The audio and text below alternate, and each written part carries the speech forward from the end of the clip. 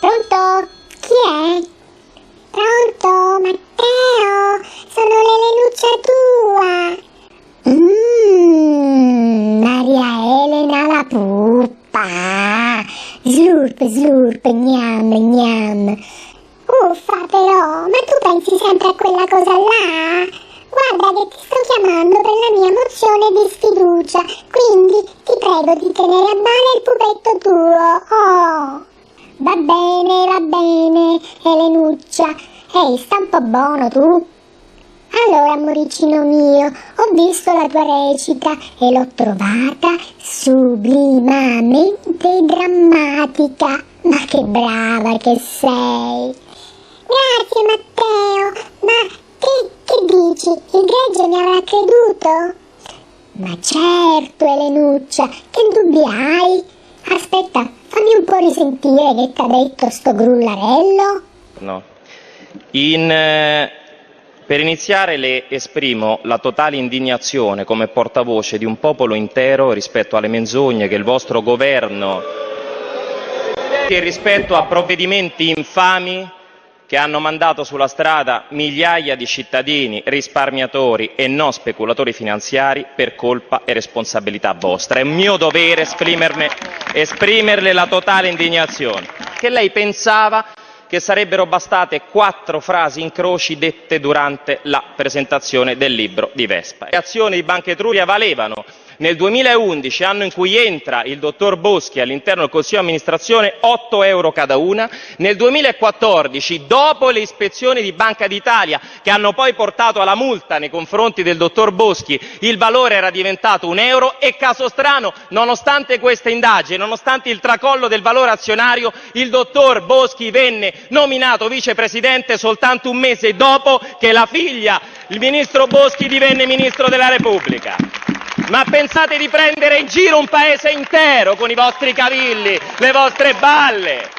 Esattamente tutto il governo Renzi, su questo siamo d'accordo, è in conflitto di interesse con il mondo bancario, ma in realtà tutti i parlamentari della Repubblica lo sono, perché cosa è diventato oggi un partito politico? Un partito politico e una banca sono la stessa cosa. E come le banche piazzano titoli tossici, anche i partiti politici, a cominciare dal PD, che è una banca, piazza provvedimenti tossici come il Jobs Act, utilizzando la compiacenza di una parte di stampa che non ha minimamente buttato fango sul ministro Boschi, minimamente. Se anziché la Boschi vi fosse stata in epoca berlusconiana la Polverini, la Gelmini, la Carfagna, sarebbero insorti tutti, ipocriti. Il ministro Boschi ha un conflitto grande non come una casa, come una banca tutelata, una banca sulla quale è intervenuto questo governo, e lei, non soltanto lei, è chiaramente un punto di intermediazione tra il governo Renzi e una banca che è riconducibile alla sua famiglia,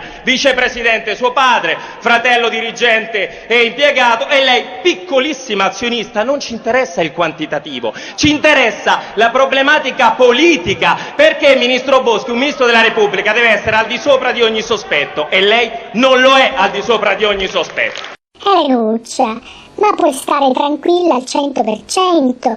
Dopo la recita dell'Alessandruccio stai sicuramente in una botte di ferro. Ora, per le pecore, siete solo delle vittime di uno squinternato che vi ha accusato di conflitto di interesse per pochi euro di azioni bancarie. E già, Matteuccio, infatti nessuno sa che ne avevamo acquistate pochissime proprio perché sapevamo che sarebbe andato tutto a zampa all'aria. Quindi, giusto per salvare la faccia. Senti un po' come vi piglio per culo? È intenzione in questa sede esprimere valutazioni sulla campagna politica in atto contro la mia famiglia e soprattutto contro il governo. I provvedimenti emanati dal nostro governo hanno in qualche modo, seppur indirettamente, favorito la mia famiglia? Questa è la domanda. Se la risposta fosse sì, sarei io la prima a ritenere necessarie le mie dimissioni. Mio padre è stato eletto membro del Consiglio di amministrazione di Banca Etruria nel maggio del 2014. Ha accettato quell'incarico convinto di poter dare una mano in un momento in cui la banca era già in difficoltà per le gestioni precedenti, per la crisi economica. Mio padre, come tutti gli altri membri del Consiglio di amministrazione, ha perso il proprio incarico, è stato destituito con il commissariamento voluto dal nostro governo, firmato dal ministro Padoan su richiesta di Banca d'Italia. In tutta onestà voglio chiedere a quest'Aula: dov'è il favoritismo nell'aver fatto perdere a mio padre l'incarico? Ma v'è di più.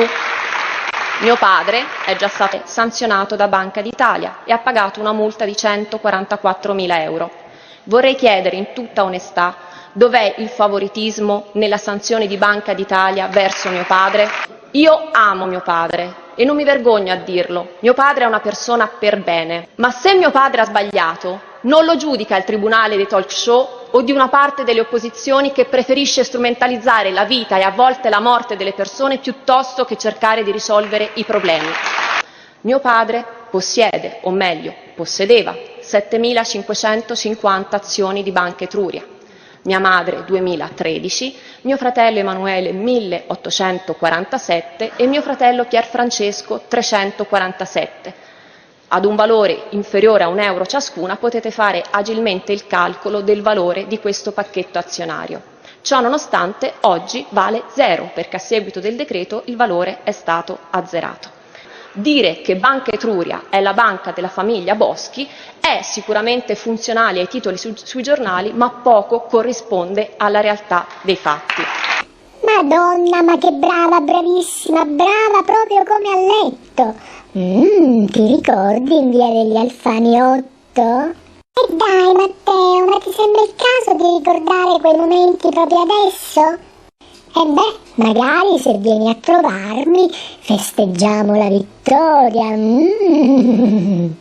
Sì, altro che vittoria, invece sono preoccupatissima, perché come dice l'Alessandro, se esce fuori dell'altro, tu, tronzio come sei, mi butterai via come uno straccetto. Ma no, ma che dici Elenuccia? Ti fidi di me? Certo Matteo, una come me deve per forza fidarsi di uno come te. Ecco, allora con me devi stare solo tranquilla, anzi, devi stare solo serena, capito? Ora ti saluto. Buonanotte cara. Grazie Matteuccio, grazie. Come farei senza di te?